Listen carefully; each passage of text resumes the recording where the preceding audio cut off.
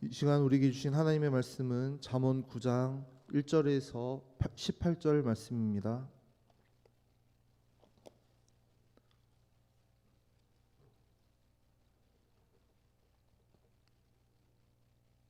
잠언 9장 1절에서 18절 말씀입니다.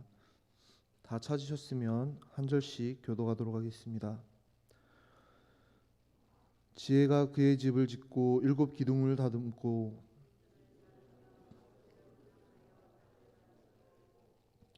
자기의 여종을 보내어 성중 높은 곳에서 불러 이르기를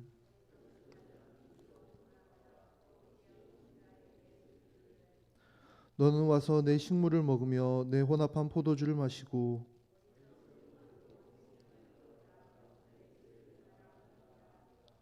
거만한 자를 징계하는 자는 도리어 능욕을 받고 악인을 책망하는 자는 도리어 흠이 잡히느니라.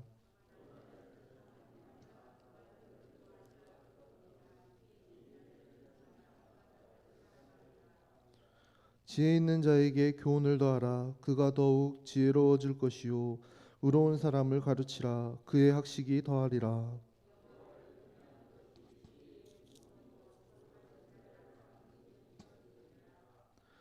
나 지혜로 말미암아 내 날이 많아질 것이요 내 생명의 해가 내게 더하리라.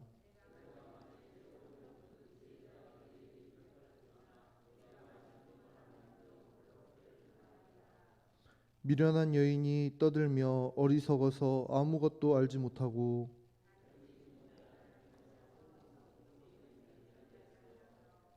자기 길을 바로 가는 행인들을 불러 이르되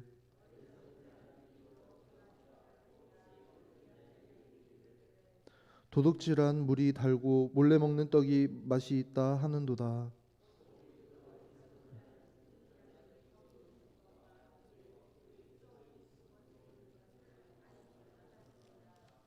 아멘.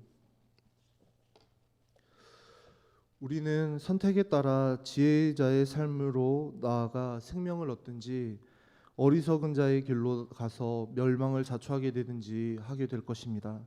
삶에서 하는 작은 선택들이 결국 커다란 차이를 만들게 되고 또 운명을 가르기도 합니다. 사소하게 여기는 선택 앞에서 우리는 어떤 선택을 하며 살아가고 있습니까? 오늘 본문은 전체 잠언의 서론에 해당하는 1장부터 9장의 결론 부분입니다.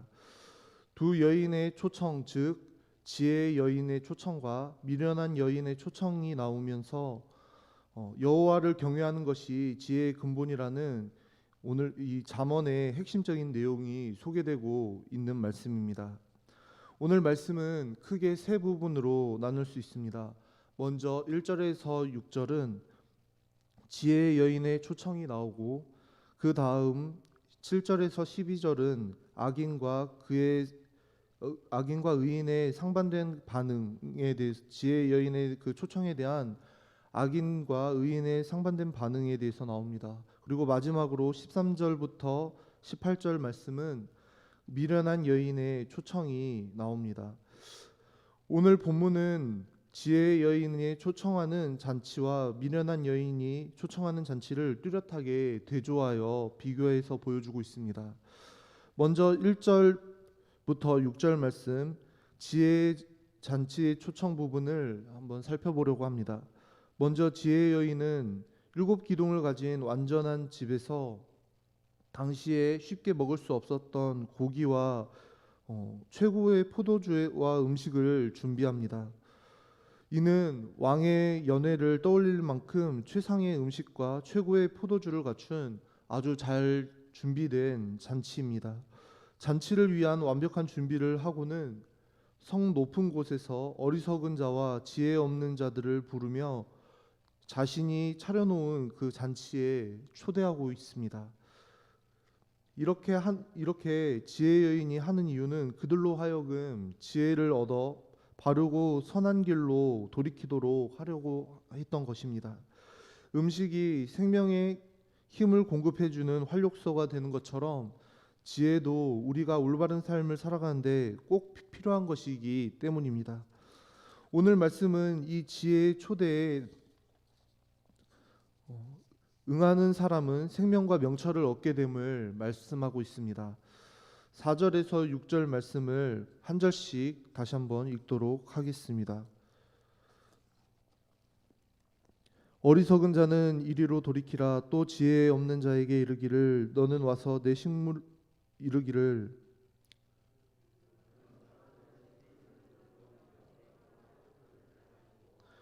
어리석음을 버리고 생명을 얻으라. 명철의 길을 행하라 하느니라.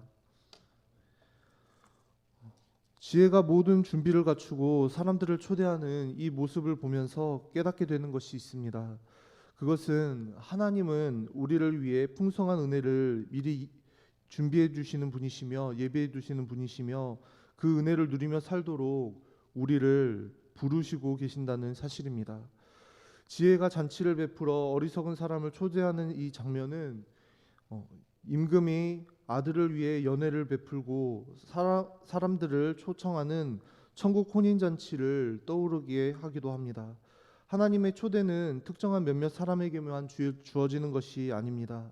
하나님은 모든 목마른 자에게 물을 주시고 돈 없는 자도 와서 먹을 수 있도록 양식을 제공해 주시는 분이십니다.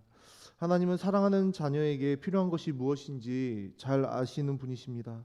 특별히 어리석은 자와 지혜 없는 자를 부르셔서 어리석음을 버리고 지혜를 얻어 그 유익을 누리라고 말씀하십니다. 하나님은 인자와 긍휼이 풍성하신 분이십니다. 결코 인색하신 분이 아니십니다. 문제는 은혜로 부르시는 그 하나님의 초대를 고집스럽게 거부하는 우리의 연약함과 어리석음이 문제인 것입니다. 초대를 받았다고 다 잔치에 가는 것은 아닙니다. 어리석은 사람은 여러 가지 핑계를 대면서 거절합니다. 그런데 일단 잔치에 참여하는 것이 중요합니다. 잔치 가운데 풍성하게 예비해 두신 그 은혜를 경험하고 지혜와 명철을 얻게 되기 때문입니다. 그러므로 우리는 지혜의 초청에 응답해야 합니다. 우리를 부르시는 그 하나님의 음성에 귀 기울이고 지혜의 초청에 응답함으로 하나님이 그리스도 안에서 예비하신 그 풍성한 은혜의 삶을 누리는 저와 여러분 될 수 있기를 소망합니다. 다음으로 7절부터 12절 말씀을 한번 살펴보겠는데요. 지혜의 초청에 대한 의인과 악인의 상반된 반응에 대한 내용입니다. 지혜의 초청에 대해 의인과 악인이 상반된 반응을 보이고 있습니다. 악인은 지혜의 초청을 극단적으로 거부하면서 악한 길에서 돌이키지 않고 바른 길로 돌아올 기회를 잡지를 못하고 있습니다. 반면 의인은 지혜의 교훈과 책망을 마음에 새기고 받아들여 더욱 지혜로워지고 의로움을 회복합니다. 참된 지혜를 추구하는 성도는 하나님을 경외함으로 하나님이 주시는 은혜를 누리며 살아가지만 악인은 그 은혜를 거부하고 결국은 멸망길로 빠지게 되는 것입니다. 사람들은 대부분 책망과 훈계를 듣기를 좋아하지 않습니다. 누군가 자신을 꾸짖거나 가르치려 한다면 마음이 상합니다. 자신이 잘못하고 있다는 말을 듣는 것은 그렇게 유쾌하지 않기 때문입니다. 대신 아첨하는 말, 사탕 발린 말과 칭찬 듣는 것을 좋아합니다. 그것이 사람의 본성이기 때문입니다. 본문은 지혜로운 사람일수록 책망과 훈계를 즐거워한다고 말씀하고 있습니다. 지혜로운 사람은 말씀의 가르침을 받아 점점 더 지혜롭게 됩니다. 당장은 듣기 싫어도 말씀에 순종하고 실천할 때 하나님이 주시는 놀라운 은혜를 경험하게 되는 줄로 믿습니다. 반대로 미련한 자는 다른 사람의 권면이나 충고를 잘 받아들이지 않고 오히려 배척합니다. 말씀 앞에서 오늘 우리는 과연 어떻게 반응하고 있습니까? 이 시간 우리 자신 스스로를 한번 돌아볼 수 있기를 바랍니다. 교훈과 책망과 바르게 함과 의로 교육하기에 유익한 그 하나님의 말씀을 우리가 즐거이 듣고 그 말씀 앞에 순종함으로 반응함으로 더욱 지혜로운 삶을 살아가는 저와 여러분이 되시기를 주님의 이름으로 간절히 소망합니다. 10절 말씀에 여호와를 경외하는 것이 지혜의 근본이요 거룩하신 자를 아는 것이 명철이니라라고 말씀하고 있습니다. 근본은 시작, 처음을 뜻하는 말입니다. 즉 지혜의 시작은 하나님을 경외하는 데서부터 출발한다는 것입니다. 참된 지혜는 학습이나 경험을 통해 얻을 수 있는 것이 아니라 창조주 하나님을 경외함을 통해 얻게 되는 것입니다. 하나님을 경외하는 사람은 하나님을 두려워하는 마음으로 악한 길에서 떠나게 됩니다. 하나님이 싫어하시는 것이라면 행하지 않고 하나님이 기뻐하시는 것을 추구하고 하나님이 기뻐하시는 일을 행하기를 즐거워합니다.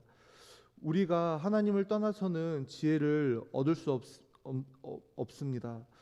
지혜를 얻기 위해서는 우리는 늘 하나님과 동행하는 삶을 살아야 합니다. 그러므로 하나님이 창조주이심을 우리가 늘 인식하고 하나님을 섬기는 마음과 태도로 매일 말씀과 기도로 주님과의 친밀한 교제 속에서 살아가는 저와 여러분 될 수 있기를 소망합니다. 거룩하신 분을 아는 것이 명철이라고 하는 말씀은 통찰력, 분별력을 갖게 되는 것을 말합니다. 이것은 하나님을 알지 않고서는 불가능하다는 것입니다. 세상에서 가장 뛰어난 통찰력과 최고의 분별력은 거룩하신 하나님을 아는 것입니다. 다음으로 13절부터 18절 말씀, 미련한 여인의 유혹에 대해서 초청에 대해서 대한 내용에 대해서 살펴보려고 합니다. 미련한 음녀가 미련한 여인이 자기 길을 바로 가는 행인을 초청합니다. 부릅니다. 음녀는 온갖 감언이설을 동원하여 도적질한 물이 달고 몰래 먹는 떡이 맛있다고 사람들을 유혹하고 있습니다. 어리석은 자는 자신의 행위로 인해 감당할 수 없는 심각한 결과를 가져올 것이라는 것도 알지 못한 채 자연스럽게 죄악의 길로 들어서게 되는 것을 봅니다. 음녀의 육체적 매력이 주는 쾌락을 잠깐 맛볼 수는 있겠지만 정당하지 않는 일시적 쾌락은 결국 그를 영적 죽음으로 이끌 뿐인 것을 우리는 말씀을 통해 보게 됩니다. 사탄은 스스로 죄악을 사랑하고 방탕한 삶을 사는 어리석은 사람들에게는 크게 관심을 두지 않습니다. 그들은 스스로 알아서 타락하게 되기 때문입니다. 지금도 우는 사자와 같이 삼킬 자를 찾아 다니는 그 사탄은 바른 길을 가고 있는 우리 성도들을 그릇된 길로 멸망길로 가도록 유혹하는데 혈안이 되어 있습니다. 믿음이 좋다고 늘 형통한 것은 아닙니다. 오히려 사탄의 집요한 공격 때문에 영적으로 힘든 시간을 보내게 될 수도 있습니다. 이것이 성도가 받게 되는 시험과 고난입니다. 타락한 음녀가 순진한 청년을 유혹하는 것처럼 사탄은 은밀히 죄를 지으며 쾌락을 즐기라고 신실한 믿음을 가진 성도들을 오늘도 유혹합니다. 우리는 이런 은밀한 유혹을 스스로 거절하고 이겨내기 어렵습니다. 우리가 죄를 지어도 아무도 보지 않을 것이라고 착각하기 때문입니다. 분명한 것은 우리의 의지와 노력으로 자신의 욕망을 억제하고 거부하는 것은 결코 쉽지 않다는 사실입니다. 죄의 유혹에서 자유로운 사람은 아무도 없습니다. 그렇기에 우리는 늘 깨어서 하나님의 지혜와 성령의 빛 가운데로 나아가야 합니다. 성령의 빛 가운데 우리의 삶을 투명하게 내어드리고 늘 깨어 하나님의 지혜를 간구해야 하는 것입니다. 또한 습관적인 죄의 고리를 끊어버리고 결단하고 죄를 지을 모든 환경으로부터 우리 자신 스스로를 차단해야 합니다. 성도가 사탄의 집요한 시험과 유혹이 있을지라도 끝까지 인내하고 늘 깨어 경계하면서 믿음으로 선한 싸움을 싸울 때 하나님께서는 자녀인 우리에게 지혜를 주셔서 죄와 싸워 이길 수 있도록 힘을 주시고 인도해 주실 것입니다. 그러므로 지혜를 사모하고 하나님의 말씀으로 교훈을 얻고 가르침을 받는 것을 즐거이 여기며 기뻐하는 저와 여러분이 될 수 있기를 주님의 이름으로 간절히 소망합니다. 말씀을 맺겠습니다. 지혜로운 삶으로 초청하시는 하나님의 음성을 우리는 반드시 들어야 합니다. 그 초청에 귀 기울여야 합니다. 하나님의 지혜를 얻어 모든 죄의 유혹을 이기고 하나님이 기뻐하시는 순결하고 정결한 삶을 살아감으로 하나님이 예비하신 풍성한 은혜의 삶을 누리는 저와 여러분이 될 수 있기를 주님의 이름으로 축복하고 소망합니다. 기도하겠습니다. 사랑과 은혜가 풍성하신 아버지 하나님 감사합니다. 여호와를 경외하는 것이 지혜의 근본이요 거룩하신 일을 아는 것이 명철이니라라는 그 말씀을 우리의 마음판에 새기고 또 새기게 하여 주옵소서. 우리의 신앙생활에 하나님을 경외함이 있게 하여 주셔서 하나님께서 우리를 지혜롭게 하시는 분이신 것을 우리가 삶 속에서 늘 경험하며 살아갈 수 있도록 인도하여 주옵소서. 또한 하나님을 바르게 제대로 깊이 알아감으로 하나님께서 주시는 분별력과 통찰력인 명철을 얻게 하여 주옵소서. 우리가 지혜와 명철을 버리고 세속적 가치관에 탐닉되어 세상이 주는 기쁨이 진짜 기쁨이라고 착각하는 일이 없게 하여 주옵소서. 오늘도 하나님께서 심어주신 우리에게 우리의 삶의 자리에서 거침없이 베푸시는 그 하나님의 은혜와 자비를 넓게 그리고 깊이 경험함으로 지혜와 명철을 풍성히 얻어 누리는 삶이 되게 하여 주시옵소서. 예수님의 이름으로 기도드립니다. 아멘.